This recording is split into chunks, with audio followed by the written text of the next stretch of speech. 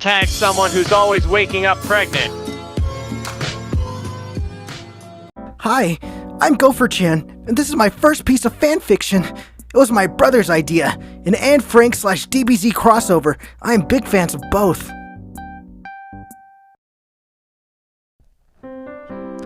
Anne sighed as she sat in her room, staring at her wall. She just finished writing in her diary and had nothing to do. Life was boring in the secret annex, but it was better than the alternative.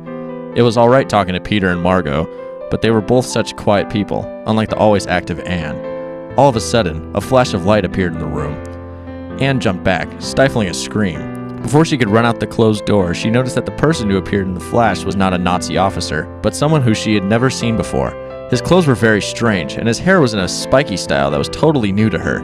She stood against the wall, wary of the stranger, but he walked towards her and smiled, extending a hand. "My name is Goku," the mysterious stranger said. Anne nervously put her hand in his. He bent down and kissed it softly, then let go. Anne blushed, feeling something she had never felt before go off inside of her. My name is Anne, she replied quietly.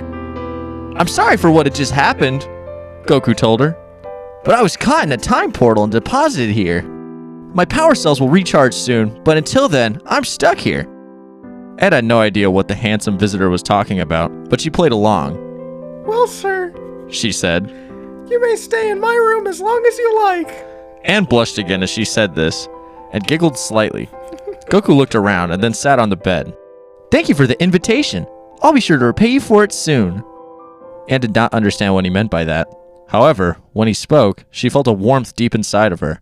She sat by him on the bed, staring at the man's beautiful eyes. Finally, she could stand it no longer. Anne leaned over and kissed the stranger on the cheek, and then pulled back quickly, not quite sure of what she had done. I'm sorry, she said. She said as she stumbled to find the right words. The visitor smirked. "No, that's quite all right," he replied with a smile, putting one arm around her. "You know, you're a very beautiful girl, but well..." Anne looked at him, troubled. What's the matter? She said, with a sweet smile. Goku looked nervous. I'm already married," he finally managed to choke out. Anne pulled away from him abruptly. No! She said loudly, almost in tears. I'm sorry, he replied. Anne was furious. Nothing ever goes right! "I have to go now. My power cells have recharged," said Goku. Anne was in tears by now, staring at the wall so she wouldn't see Goku's face. He smiled a sad smile and disappeared in another flash, out of Anne's life forever. Anne never forgot him, though, not until the end of time. How did everyone like it? Please review, as it's my first story. Okay, well, let me make sure. Oh my god. Make sure it stays on. That was the first part. Let's head on over to the second. Open it, guys. Once they popped off in the second part. They started writing. They were cooking. No gas, huh? Gopher-chan's fanfic paradise. Goku / Anne Frank until the end of time. Part 2. A Saiyan's love. 1 month. Well, it didn't feel like a month. To Anne Frank, a Jew in hiding from the Nazis, it seemed like a year.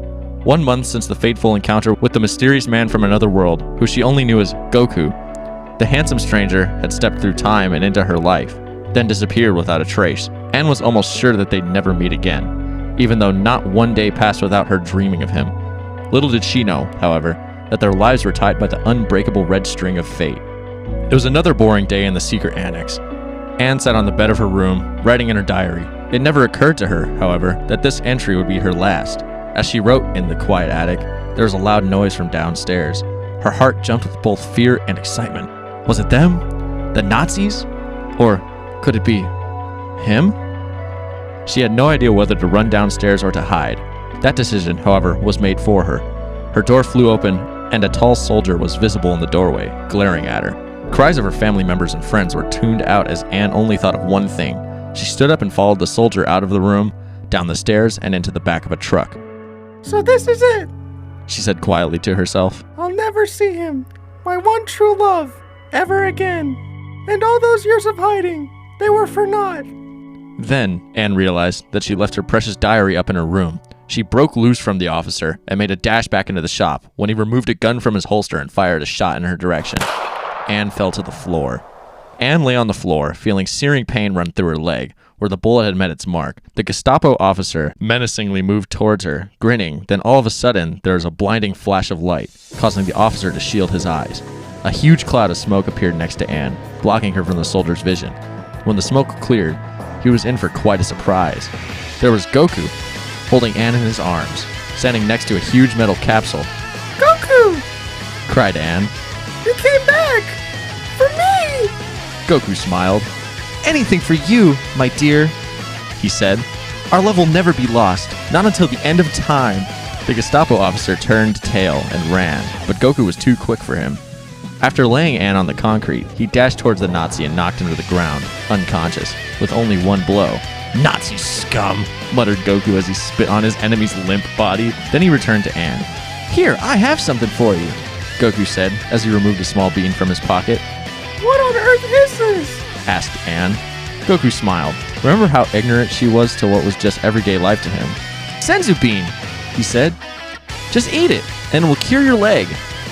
Anne followed his instructions and popped the bean into her mouth as the wound on her calf magically healed. Now come on, commanded Goku.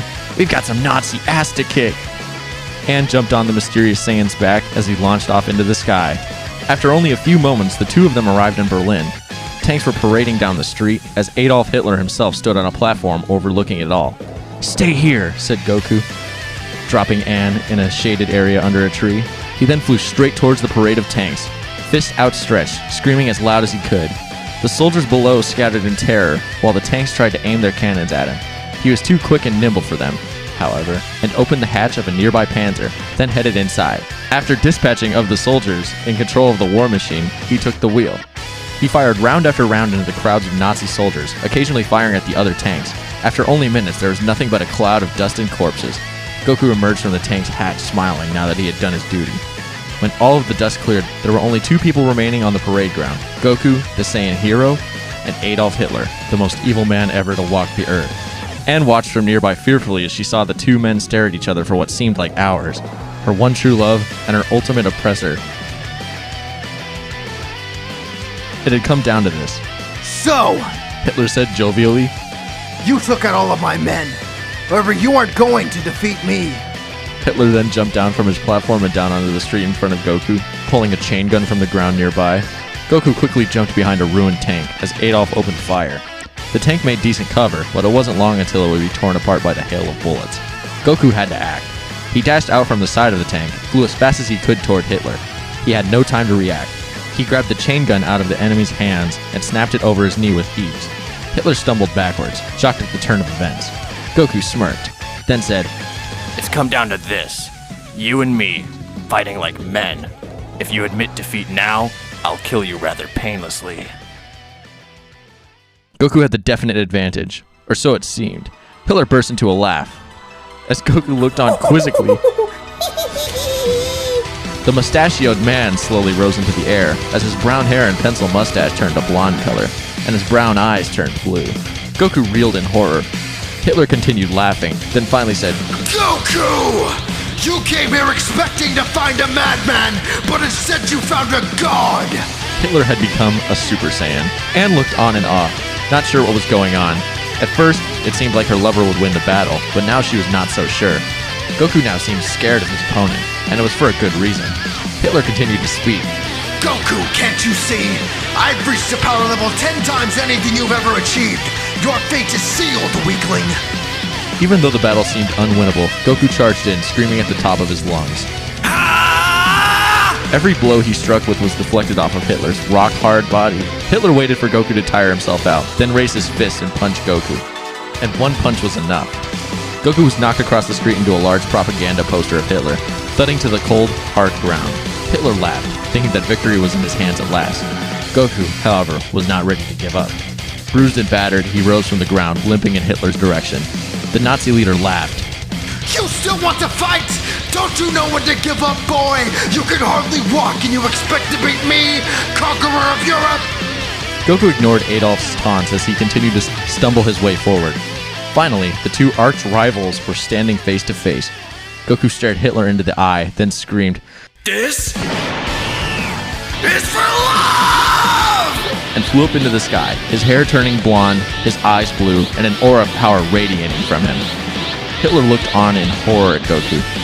He had made the ultimate achievement. He had become a super ultra power Saiyan.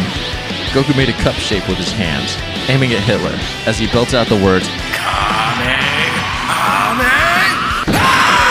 as a beam of pure energy shot at his enemy, disintegrating the Nazi leader's body.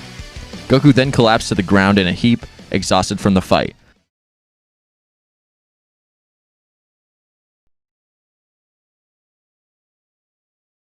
Two years later, Ann and Goku had finally reached the date of their wedding. After the battle, Ann and Goku destroyed the time machine and took a boat to Australia. They changed their names and lived new lives, ready to start over. The two young people looked into each other's eyes as they kissed, as the Reverend pronounced them man and wife. Finally, it seemed, Ann was at peace, and they would always be together until the end of time.